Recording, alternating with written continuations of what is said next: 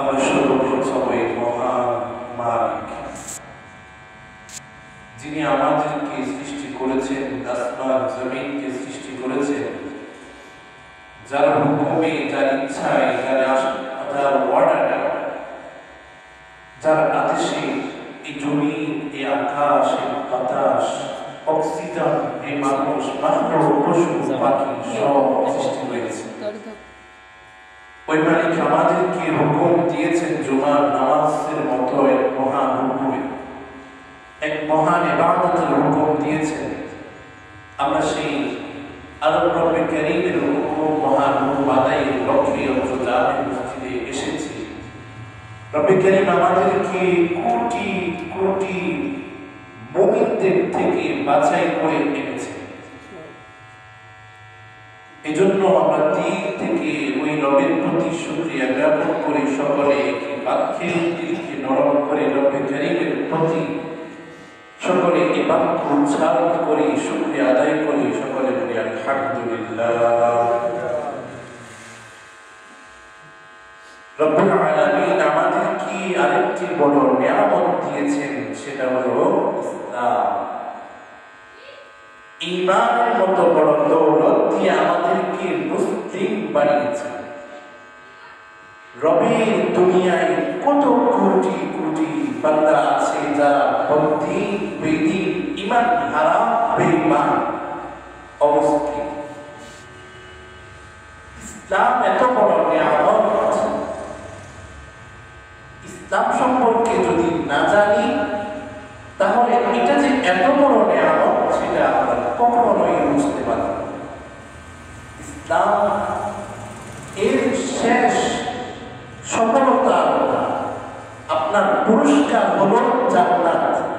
এই জান্নাত পেতে হলে দুনিয়ার শৃঙ্খলা, দুনিয়ায় রব্বে কারীমের হুকুম, দুনিয়ায় রব্বে কারীমের দেওয়া আদেশ, তার ফরায়েজগুলা, বিধানগুলা আদায় করে মেনে শান্তি শৃঙ্খলা সমাজ গঠন করে একটা সুন্দরভাবে দুনিয়া থেকে ঈমান সহকারে কোনো গুনাহবিহীন, অন্যায়বিহীন, কারো প্রতি ক্ষোভ রাখা, কেউ আপনার প্রতি অসন্তুষ্ট এমন কিছু না রেখে যদি এখান থেকে বিদায় দিতে পারেন তো আপনার সফলতার পুরস্কার রব্বে কারীম ওই কাঙ্ক্ষিত জান্নাত আপনাকে দিবে। কিন্তু দুনিয়ায় চলার সময় এই এত বড় নিয়ামত ইসলাম, এটা সম্পর্কে অনেক বদ্দীন গবেষক, ইসলাম বিদ্বেষী গবেষক আপনাকে কান পড়া দেয় ইসলাম সম্পর্কে। অর্থব্যবস্থা ইসলামের কি আছে, রাষ্ট্র ব্যবস্থা ইসলামের একটা কি অসুন্দর সম্পূর্ণ স্বয়ং সম্পূর্ণ অবকাঠামো আছে কি? যদি ইসলাম রাষ্ট্র ব্যবস্থায় যায়, ইসলাম অনুযায়ী যদি দেশ চলে, ইসলাম অনুযায়ী যদি অর্থ ব্যবস্থা চলে, ইসলাম দিয়ে যদি আইন ব্যবস্থা, বিচার ব্যবস্থা, সমাজ ব্যবস্থা সব কিছু যদি চলে, তাকে সম্ভব? অনেক গবেষক, বদ্দীন গবেষক আপনাদেরকে কান পড়া দেয়, শয়তানিক কৌশল অবলম্বন করে আপনাদেরকে বোঝায় আমাদের অর্থনৈতিক ব্যবস্থা যদি এমন করি, এটাকে যদি ইন্টারেস্ট দিয়ে যদি চালায়, চালাবাজি দিয়ে যদি চালায়, ঘুষ দিয়ে যদি চালায়, কারো হক মেনে যদি চালায়, এটা উন্নতির দিকে যাবে। আর ইসলাম বলেছে ঘুষ খাওয়া যাবে না, কারো প্রতি জুলুম করা যাবে না, কারো প্রতি অন্যায় করা যাবে না, কারো হক খাওয়া যাবে না। এসব করলে এই অর্থ ব্যবস্থা তেমন চাঙ্গা হবে বলে মনে হয়। এসব কান পড়া শয়তানি কৌশল অবলম্বন করে আপনাদের দিলে কানে এমন কান পড়া দেয় আর ইসলামের বিপরীত বিদ্বেষ তৈরি করার চেষ্টা করে। কিন্তু রব্বে কারীম ঘোষণা দিয়ে বলেছেন, আল-ইয়াওমা আকমালতু লাকুম দীন, তোমাদের জন্য তোমাদের দ্বীনকে আমি আজকে স্বয়ং সম্পূর্ণ করে দিয়েছি। যে জমিন রব্বে কারীম বানিয়েছেন, যে মাখলুকাতদেরকে, আমাদেরকে, যারা এই কান পড়া দেয় তাদেরকে, তাদের বাপকে, তাদের বংশের সকলকে, পুরা মাখলুকাতকে যিনি বানিয়েছেন, যিনি একমাত্র খালেক, ওনারই ধর্ম নিয়ে, ওনারই কথার উপর বদ্দিন গবেষকরা আপনাদেরকে কান পড়াবে, আমাদেরকে কান পড়াবে। আমরাও তাদের সরল মনে তাদের এই কথাগুলোকে বিশ্বাস করি। আর আমরা ক্ষমতায়, রাষ্ট্রে, অর্থ ব্যবস্থায়, অর্থনীতিতে, এমনকি আইন ব্যবস্থায়, বিচার ব্যবস্থায় ইসলামকে চাই না, ইসলামের বিপরীত চলতে চাই। গত জুমার আগের জুমায় যদি ইসলাম ব্যতীত অন্য কোন মতাদর্শকে কেউ যদি বাছাই করে, লালন করে, দিলে পোষণ করে, মহাব্বত করতে চায়, তাকে দেখতে চায়, তার কি পরিণতি হবে সেটা নিয়ে আলোচনা করেছিলাম।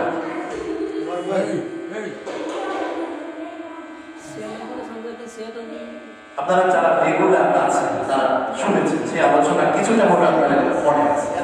নবী করিম স্পষ্ট করে বলে দিয়েছেন, ওয়ামান ইয়াবতাগি গায়রাল ইসলাম দীনান ফালান ইউকবালা মিনহু ফাহুয়া ফিল আখিরাতি মিনাল খাসিরিন। তোমাদের মধ্যে যদি কেউ ইসলাম ব্যতীত অন্য কোন মতাদর্শকে যদি কেউ লালন করে, অন্য কোন মতাদর্শকে যদি গ্রহণ করতে চায়, অন্য কোন মতাদর্শের প্রতি যদি কেউ ভালোবাসা প্রকাশ করে, তাকে ক্ষমতায় নিতে চায়, অন্য কোন মতাদর্শকে নিয়ে সে নিজের জীবনকে পরিচালনা করতে চায়, শুনে রেখো তোমার থেকে ওই কিয়ামতের ময়দানে কিছুই কবুল করা হবে না। যার তুমি ক্ষতিগ্রস্ত হবে, ক্ষতিগ্রস্ত হয়ে তুমি জাহান্নামে হবে, জান্নাত তোমাকে দেওয়া হবে না। এমন হুঁশিয়ারি নবী করিম দিয়েছেন, যার কাছে যতই কিছুই করেন মৃত্যুর হাত থেকে কেউ বাঁচতে পারবে না। আপনাকে সেই নবীর দরবারে হাজির হতে হবে। আর সেই নবী আপনাকে ঘোষণা দিয়ে বলতেছেন, যদি তুমি ইসলাম ব্যতীত অন্য কিছুকে যদি ভালোবাসো, ইসলামের বিরোধিতা করো, ইসলাম বিদ্বেষ যদি পোষণ করা নিজের ভিতরে, আর তোমার জন্য আখিরাতের ক্ষতি আমি স্পষ্ট দুনিয়ায় থাকাকালীন আমি ঘোষণা দিয়ে দিচ্ছি। আসলে আমার কাছে বলে তোমাকে বাঁচার সুযোগ নেই। ডাক্তার আছে, অসুস্থ হলে তার কাছে যাবো, ওষুধ খাবো, এরপরে আজকে ডাক্তার ওষুধ থেকে যে সেও মারা যাবে, সেও কেউ বাঁচার সুযোগ নেই। যেমনই করেন, আপনি ইসলামের বিরোধিতা করেন, ইসলামের পক্ষপাতিত্ব করেন, আপনাকে সেই রবের দরবারে হাজির হতেই হবে, দুনিয়া ছাড়তে হবে, কবরে আপনাকে যেতেই হবে। যদি আপনি ইসলাম বিদ্বেষী হয়ে যদি দুনিয়া থেকে বিদায় হন, পরিবার আপনাকে বলেছে আপনি আখিরাতের মধ্যে ক্ষতিগ্রস্ত হবে, ক্ষতিগ্রস্ত হবে, আখিরাতের মধ্যে ক্ষতিগ্রস্ত হবে। তো সেই প্রশ্নবিদ্ধ কিছু দিকের মধ্যে ইসলামকে নিয়ে যারা প্রশ্ন করে, দুঃখের বিষয়গুলো যারা ইসলামী অবলম্বন, ইসলামের অনুসারী, ইসলাম ধর্মের অনুসারী, তাদের মধ্যে আজকে বাংলাদেশে এমন ইসলাম লাভ করেছে, মুসলমানের ঘরের সন্তানই ইসলামকে নিয়ে প্রশ্ন করে। প্রকৃতপক্ষে তারা ইসলামকে সেটাই জানে না, ইসলামের অবকাঠামো জানে না। আল্লাহ তাআলা বলেছেন, আল-ইয়াওমা আকমালতু লাকুম দীনাকুম, তোমাদের দ্বীন তোমাদের জন্য সম্পূর্ণ। ইসলামের প্রতিটা ক্ষেত্রে আপনি রাষ্ট্র ব্যবস্থা বলেন, অর্থ ব্যবস্থা বলেন, সমাজ ব্যবস্থা বলেন, আইন ব্যবস্থা বলেন, বিচার ব্যবস্থা বলেন, শৃঙ্খলা এমনকি শিক্ষা ব্যবস্থায় প্রতিটা ক্ষেত্রে ইসলামের একটা স্বয়ং সম্পূর্ণ অবকাঠামো আছে। আমাদের মাদ্রাসায় দারুল একটা তৃতীয় বর্ষে, মানে যারা 2 বছর কমপ্লিট করার পর জন্ম একজন আপনাদের বাসায় থেকে মুফতি সাহেব বলে, একটা থিসিস দেখতে হয়, গবেষণামূলক থিসিস দেখতে হয় 250 পৃষ্ঠা প্লাস। আমার ঘটনাক্রমে আমার বিষয়বস্তু হচ্ছে ইসলাম একটি পূর্ণাঙ্গ জীবন ব্যবস্থা। প্রশ্নবিদদের মধ্যে এক নাম্বার একটা হলো ওগুলা থেকে একটা হলো অর্থ ব্যবস্থা। আজকে তারা আমাদেরকে চ্যালেঞ্জ করে, আমেরিকা অনেক উন্নত, তারা ইসলাম বিদ্বেষ করে তারা উন্নত। ইসলামী অর্থ ব্যবস্থায় কি আছে? এরা তো কিছু করতে পারবে না, কারণ তার সেখানে ঘুষ নাই, সেখানে চাঁদাবাজি নাই, সেখানে কোনো ঘুষ নাই, সেখানে সুদ নেই, কিছু নাই। এটা তেমন চাপটা হবে না। আমাদের অথচ নবী করিম বলে ইসলামের প্রতিটা ক্ষেত্রে সম্পূর্ণ একটা অবকাঠামো আছে। প্রতিটা ক্ষেত্রে রবের হুকুম আছে, রবের বিধান আছে, নিষেধ আছে। কেমনে কেমনে তুমি এটা পরিচালনা করবে, কি কি থেকে তোমাকে বেঁচে থাকতে হবে, কি কি তোমাকে প্রয়োগ করতে হবে, প্রতিটা ক্ষেত্রে ইসলাম আপনাকে সম্পূর্ণভাবে আদেশ নিষেধ দিয়েছে।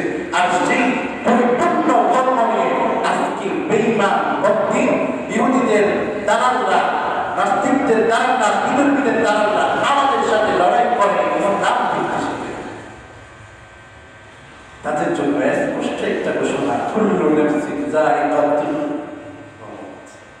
আপনাকে রবের দরবারে হাজিরা দিতেই হবে, দুনিয়া আপনাকে চাটতেই হবে।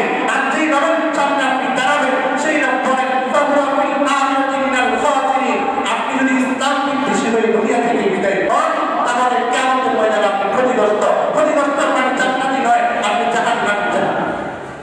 এবং নিজের ডিসিশন নিজেই নিন, আপনি কি সেখানে যাই জান্নাতি হবেন না জাহান্নামী। আজকে যেটা নিয়ে আলোচনা করা হচ্ছে, ইসলামিক অর্থব্যবস্থার একটা নিয়ম তো বলার তেমন সময় নাই, লম্বা সময় প্রয়োজন। তবু আপনাদের কিছু টাচ করতেছে। কোরআনের মধ্যে হযরত ইউসুফ আলাইহিস সালামের ঘটনা আছে। ইউসুফ আলাইহিস সালামের নাম সকলে শুনেছেন, কমে সকলে শুনেছে। হযরত ইউসুফ আলাইহিস সালাম ছিলেন ইয়াকুব আলাইহিস সালামের ছেলে। ইউসুফ আলাইহিস সালামও পয়গম্বর, ইয়াকুব আলাইহিস সালাম পয়গম্বর, ইয়াকুবের পিতা ইসহাক পয়গম্বর, ইসহাকের পিতা ইব্রাহিম আলাইহিস সালাম পয়গম্বর। তাদের বংশই পয়গম্বর। তো ইয়াকুব আলাইহিস সালামের বেটা ইউসুফ আলাইহিস সালামকে তার ভাইরা কুবের ভিতরে নিক্ষেপ করেছিল। ঘটনার বিস্তারিত লম্বা করে সুন্দর করে সাজিয়ে বলতেছিলেন, কারণ মূল টার্গেট হলো অন্য কিছু। হযরত ইউসুফ আলাইহিস সালামকে তার ভাইরা কুবের ভিতরে নিক্ষেপ করেছে। আল্লাহর কুদরতে, আল্লাহর হুকুমে পাথর দিয়ে তাকে হেফাজত করেছে। প্রতিমধ্যে কাঠুরি যাচ্ছে, জঙ্গল থেকে কাঠুরি যাচ্ছে, বা এক জায়গায় ব্যবসায়ীকে বলে ওরা যাওয়ার সময় কোন থেকে আওয়াজ শুনলো, আমাকে বাঁচাবে, এরকম কিছু আওয়াজ যখন শুনলো, অনেক কাঠুরি দেখলো একটা সুন্দর সব আলো তাকে সেখান থেকে উঠায়, তাদের সঙ্গে নিয়ে কোথায় গেল? মিশরের মধ্যে গেল। ইউসুফ আলাইহিস সালামের ঘটনা আপনারা সকলেই কম বেশি জানেন। ইউসুফ আলাইহিস সালাম মিশরে যে ওই কাঠুরির সাথে ঢুকেছে, কিভাবে ঢুকেছিল? তার ছেলে না গোলাম, তিনি গোলাম বানিয়ে ঢুকিয়েছেন মিশরের মধ্যে। একটা ভাবার বিষয়, আপনাকে কি না ভাবা, যেই পয়গম্বর ইউসুফকে মিশরের জমিনে গোলাম করে ঢুকেছে, সেই পয়গম্বর ইউসুফ আলাইহিস সালাম শেষ পর্যন্ত সেই মিশরের বাদশাহ পরিণত করে দিয়েছেন আল্লাহ তাআলা। সুবহানাল্লাহ। তাই কি বলেন, বুঝতেছেন না? সকলে আমার কথা বুঝতেছেন? ক্লিয়ার হয়? তাহলে আওয়াজে করেন সুবহানাল্লাহ বলতে বলি, একবার সুবহানাল্লাহ বলে। এইটা মর্যাদা, এটা ফজিলত লক্ষ কোটি গুণ বেশি। আল্লাহ তাআলা যদি একবার সুবহানাল্লাহ বলে, হাদিসের মধ্যে এসেছে পাহাড় থেকে আরো ভারী আপনাকে সওয়াব দেওয়া হবে। আপনারা সুবহানাল্লাহ বলেন না, কথাও বলেন না, ঠিক বলতে বলে সেটাও বলেন না, প্রশংসা। তো কি বলতেছিলাম? যে পয়গম্বর ইউসুফ আলাইহিস সালাম মিশরের জমিনে গোলাম হয়ে ঢুকেছে, সেই পয়গম্বরকে আল্লাহ তাআলা একদিন শেষে তাকে মিশরের বাদশাহে পরিণত করে দিয়েছে। একবার জোরে বলেন সুবহানাল্লাহ, আরো জোরে বলেন সুবহানাল্লাহ। ওয়া মাকারু ওয়া মাকারাল্লাহ ওয়াল্লাহু খায়রুল মাকিরিন। আল্লাহ তাআলা আপনাদের জন্য ঘোষণা দিয়ে বলেন, তোমরা ইসলামের বিরুদ্ধে কি তদবির করবা, আমার বিরুদ্ধে কি তদবির করবা? আমি হলাম উত্তম তদবিরকারী, রবের তদবির হলো উত্তম। আর সেটা রব্বে কারীম ইউসুফ আলাইহিস সালামের মাধ্যমে আপনাদেরকে প্রকাশ করে দিয়েছেন, আপনাদেরকে দেখিয়ে দিয়েছেন যে পয়গম্বর ইউসুফ মিশরের জমিনে একজন নগণ্য গোলাম হয়ে ঢুকেছেন, সেই পয়গম্বরকে আল্লাহ তাআলা তাকে মিশরের জমিনে বাদশাহ বানিয়ে দিয়েছে। मौत को समझा है गाफिल इख्तिताम जिंदगी, मौत को समझा है गाफिल इख्तिताम जिंदगी, दर हकीकत मौत तेरा इब्तिदाई जिंदगी। कैसे कैसे ताजदारों की बादशाहत चल बसे, कैसे कैसे ताजदारों की बादशाहत चल बसे, वो खजीना बालखाना शान शौकत क्या हुई, वो खजीना बालखाना शान शौकत পয়গম্বর ইউসুফ আলাইহিস সালামকে আল্লাহ তাআলা মিশরের জমিনে গোলাম হিসেবে ঢুকিয়েছেন। আল্লাহ তাআলা ওই পয়গম্বরকে আবার শেষে মিশরের জমিনে বাদশাহী পরিণত করেছে। তাহলে এখান থেকে স্পষ্ট দুনিয়ার জমিন, দুনিয়ার ক্ষমতা, দুনিয়ার সব কিছু আল্লাহ তাআলার হুকুমে চলে না। রবের হুকুম ছাড়া কিছুই চলে না।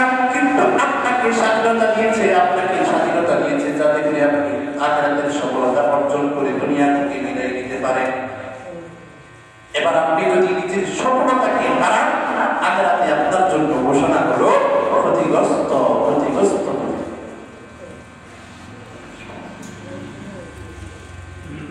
তো পয়গম্বর ইউসুফ আলাইহিস সালাম মিশরের গোলাম হয়ে গেছে। আজ যে তাকে যে কাঠুরি তাকে উদ্ধার করেছে, মিশরে যখন তাকে রাখা হয়েছে, তাকে আজিজে মিশরের স্ত্রী অনেক ওইখানে অনেক কিছু ঘটেছে, সংক্ষেপে বলতেছে। আজ শেষ পর্যন্ত তাকে আজিজে মিশরের স্ত্রী ক্রয় করে নিয়ে গেল চলে গেল। আজিজে মিশরের স্ত্রী তাকে ক্রয় করে নিয়ে গেল। গোলাম ছিল এক সময়। তাকে অপরাধী সাব্যস্ত, বিভিন্ন কারণে অপরাধী সাব্যস্ত করেছে। অপরাধী সাব্যস্ত করে তাকে কোথায় পাঠিয়েছে? জেলে।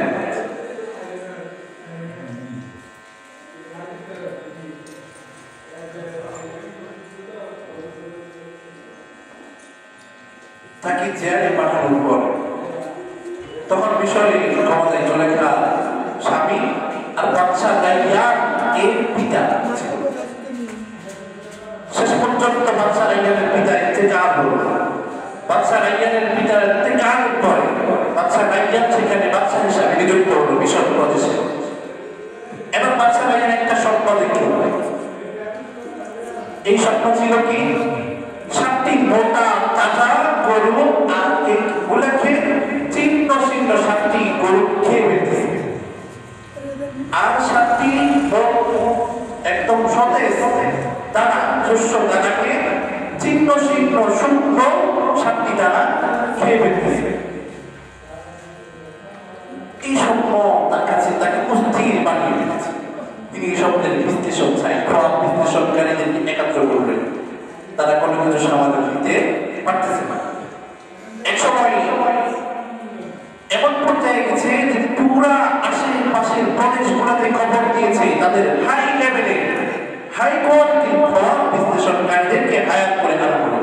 তাদেরকে হায়ার করে এনেছেন বাদশা রাইয়ান স্বপ্নের ব্যাখ্যা দেওয়ার জন্য।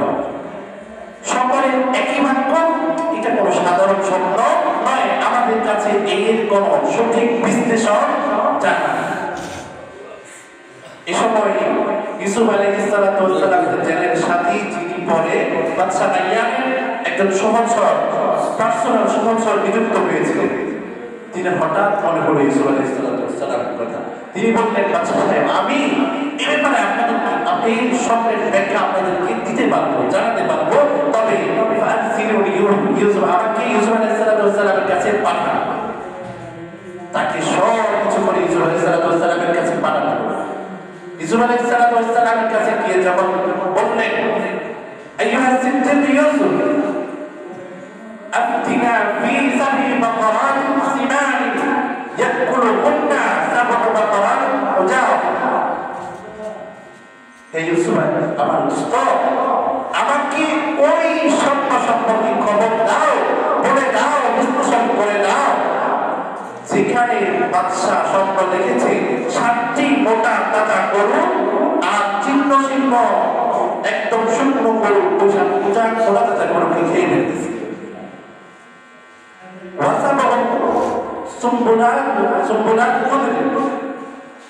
এবং 7টা সতেজ শস্য দানা এবং ওগুলোকে অন্য 7টা শুকনো জীর্ণ দানা খেয়ে ফেলতেছে। ইউসুফ আলাইহিস সালাম এর ব্যাখ্যা বলে দিলেন, যাও বলে দাও, মিশরের প্রদেশে আগামী 7 বছর এমন প্রলব ঘটবে, এমন ফসল হবে যেটা অনেক ঠান্ডা হবে, বিগত বছর থেকে অনেক অতিরিক্ত অনেক ভালো ফসলাদি হবে, মিশরের অর্থব্যবস্থা ঠান্ডা থাকবে। কিন্তু এর পরে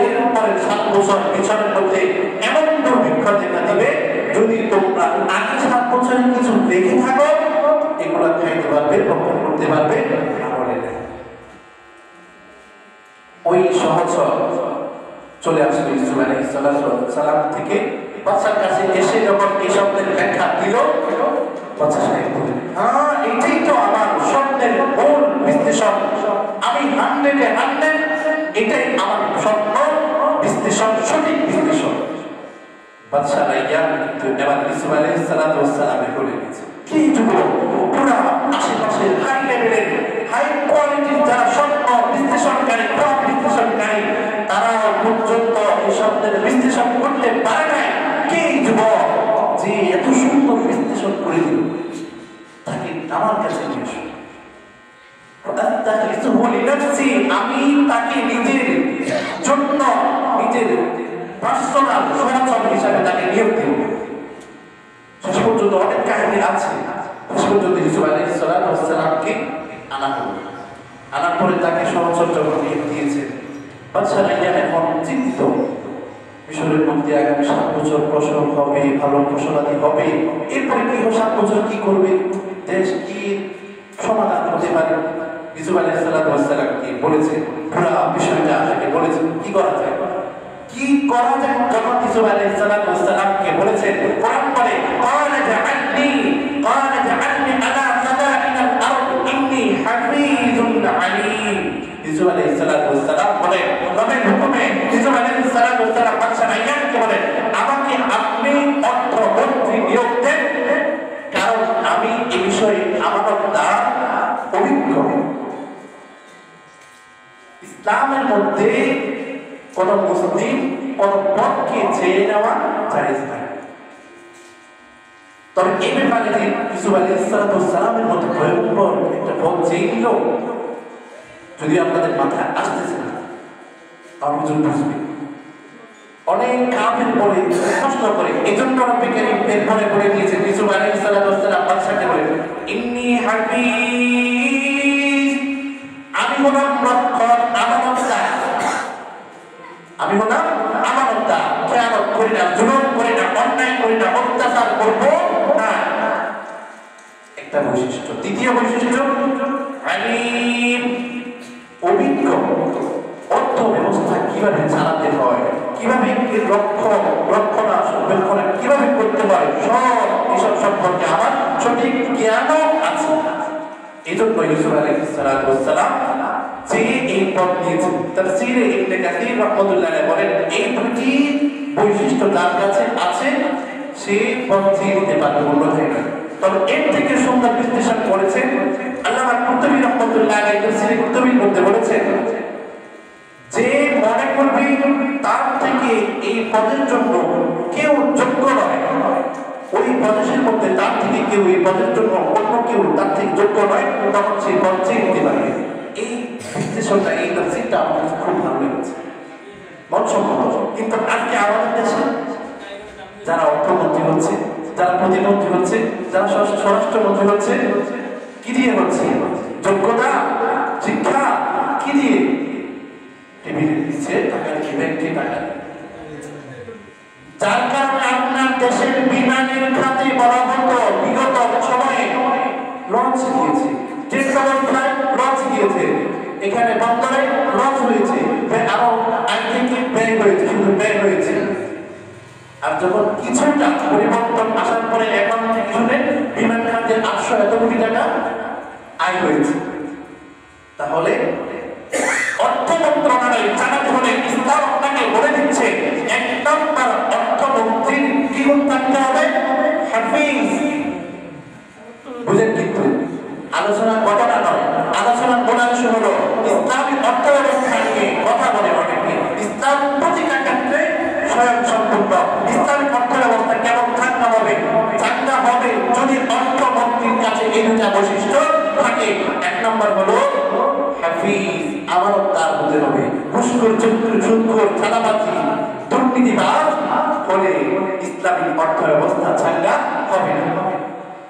ইসলামিক অর্থমন্ত্রী যদি হওয়ার জন্য যোগ্যতা কয়টি লাগবে? দুইটি। এক নম্বর হলো হাফিজ, আমানতদার হতে হবে, রক্ষক হতে হবে, নিজের ব্যাংক করা, ব্যাংক ম্যানেজ করা, দোকান, পার্সোনাল দোকান তৈরি করে সেখানে অর্থ দিয়ে, টাকা পয়সা দিয়ে ভরে দেশবাসীকে কি দিবে? কিছুই নাই, ব্যয় হয়েছে, অলস হয়ে গেছে, সব কিছু শেষ। অথচ তার তাদের বিদেশে পাঠিয়েছে, দেশে কত কিছু আছে, পার্সোনাল লকার আছে, ব্যাংক অ্যাকাউন্টে কোটি কোটি টাকা আছে তাদের, আর দেশে পাশে কি বুঝাই লঞ্চ হয়েছে। পণ্যের দাম বাড়িয়ে দেয়, জিনিসের দাম বাড়িয়ে দেয়, সব কিছু করে নিজেরা দুর্নীতি করে তাদেরকে বুঝায় কি লঞ্চ হয়েছে, লঞ্চের খাত বেশি, জন্য এই অবস্থা। ওই দুর্নীতিবাদদের পক্ষে ইহুদিরা কথা বলে তাদেরকে সিস্টেম শিখিয়ে দিয়েছে। ওই সিস্টেমে চলার কারণে, ইসলামিক ব্যবস্থায়, ইসলামিক নীতি, ইসলামিক আদর্শ না মানার কারণে ওই ইহুদিদের, পশ্চিমাদের, ওই বিধর্মীদের, ইসলাম বিদ্বেষীদের তৈরি করা মতাদর্শ গণতন্ত্রের পথে চলে আপনাদের এই দুরবস্থা। বাংলাদেশে কি নাই আপনি বলেন? বন্দর আছে, পাহাড় আছে, বিমান এয়ারপোর্ট আছে, সব কিছু আছে, এরপরে আপনি আমেরিকা থেকে করবেন কেন? আপনাদের মানুষ, ছাত্রদের ব্রিলিয়ান্ট ট্যালেন্ট এত বেশি, ওরা কোনো সহায়তা ছাড়া অনেক কিছু তৈরি করে, হেলিকপ্টার তৈরি করে ফেলতেছে ছোটখাটো। তো এরা যদি ভালো শিক্ষা পায়, উন্নত মানের শিক্ষা পায়, যদি রাষ্ট্রের সহায়তা পায়, আরো ভালো কিছু করবে বলে আশা করা যায় না? কিন্তু কিছুই হচ্ছে না, সবকিছু থেকে কিনে নিয়ে আসা লাগতেছে। কারণ কি? বিমানের দাম যদি 100 কোটি টাকা হয়, লিখবে 200 কোটি টাকা, আর 100 কোটি টাকা কই যাবে বলতে হবে, বুঝেছেন? তাহলে অর্থ মন্ত্রণালয় যদি ইসলামিক নেতামে, ইসলামিক নীতিতে চলতে হয়, সর্বপ্রথম অর্থ মন্ত্রীর কাছে দুটি বৈশিষ্ট্য থাকতে হবে। এক নম্বর হলো তাকে আমানতদার হতে হবে, দুর্নীতিবাজ হলে চলবে না, চাঁদাবাজ হলে চলবে না। তাকে যদি ঘুষ খাওয়ার যদি এমন হয়, তাকে দিয়ে ইসলামিক অর্থ ব্যবস্থা পরিচালনা করা সম্ভব নয়। দ্বিতীয় হলো পবিত্র হতে হবে। আমাদের দেশে যে ন্যূনতম শিক্ষার অধিকারী নয়, সে তৈরি হয়ে এলাকার চেয়ারম্যান। আপনাদের এখানে কথা বলতেছি, দেশে আছে যার কাছে শিক্ষা নাই, সেই যারা জ্ঞান, তাদের চেয়ারম্যান নিযুক্ত হয়। সব কিছু কিসের ভিত্তিতে? নিজের হাতের কালো টাকার ভিত্তিতে। এসব কিছুর কারণে আজকে আপনার এই দেশের অবনতি। তো বলতেছিলাম, পয়গম্বর ইউসুফ আলাইহিস সালাম যখন বাদশাকে বললেন, আমাকে আপনি অর্থমন্ত্রী নিয়োগ দিন, কারণ আমি হলাম আমানতদার, রক্ষক এবং খেয়ানত করব না। দ্বিতীয় নম্বর বৈশিষ্ট্য আছে আমার কি? আমি এভাবে পবিত্র। তাকে নিয়োগ দেওয়া হলো।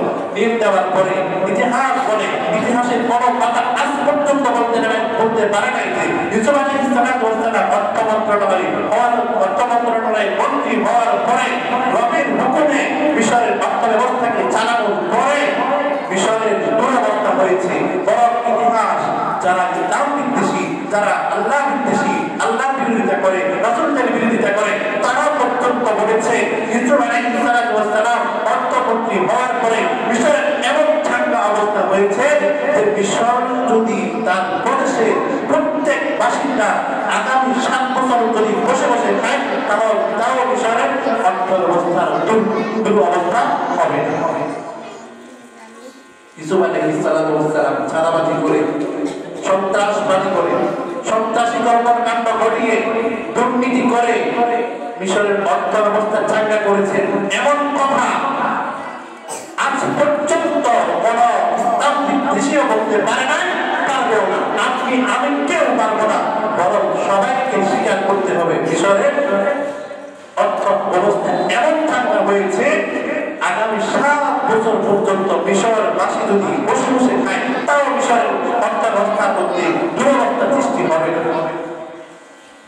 তাহলে ইউসুফ আলাইহিস সালাম গণতান্ত্রিক নিয়মে তার অর্থ ব্যবস্থা চালিয়েছেন। ইহুদিদের পা চেটে কি তিনি অর্থ ব্যবস্থা চালিয়েছিলেন? তিনি অর্থ ব্যবস্থা চালিয়েছেন একমাত্র কার হুকুমে, কার নির্দেশে, কার ইশারায়? আল্লাহর ইশারায়।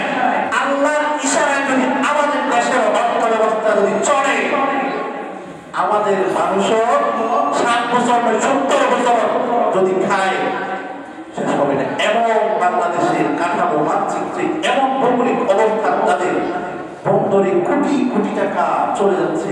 কোথায় যাচ্ছে? কেন? বিমান খাতে, ট্রেন খাতে, বাস খাতে, বিআরটিসিতে, প্রতিটা ক্ষেত্রে আপনি জানেন না, আপনি জানেন না।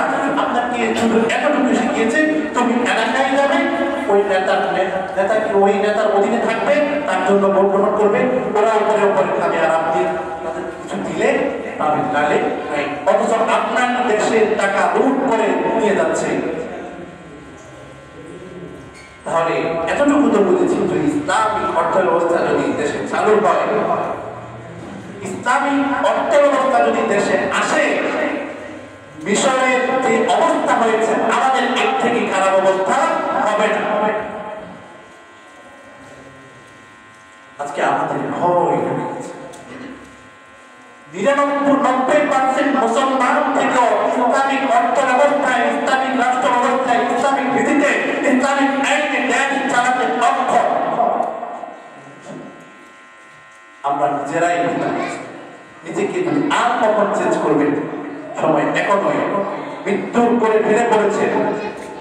রব্বে কারীম আপনার জন্য ঘোষণা দিয়ে রেখেছেন, যদি ইসলাম ভিত্তিক এই দুনিয়া থেকে বিদায় নাও, বিদায় যদি হও, ওমান ইয়াবতাগি গায়রাল ইসলাম ফালা ইয়াতবাল মিনহু ফাহুয়া ফিল আখিরাতি মিনাল খাসিরিন। তুমি ক্ষতিগ্রস্ত, তুমি ক্ষতিগ্রস্ত। নিজেকে চেঞ্জ করেন, নিজেকে নিজের ভিতরে মনোবল তৈরি করেন। ইসলাম যেন আগামী বাংলাদেশ যেন ইসলামিক শাসন পায়, ইসলামিক নীতি পায়, সমাজের মানুষ যেন শান্তিতে থাকতে পারে, যেন দিনের ভিতরে ভয় রাখবে। ইনশাআল্লাহ।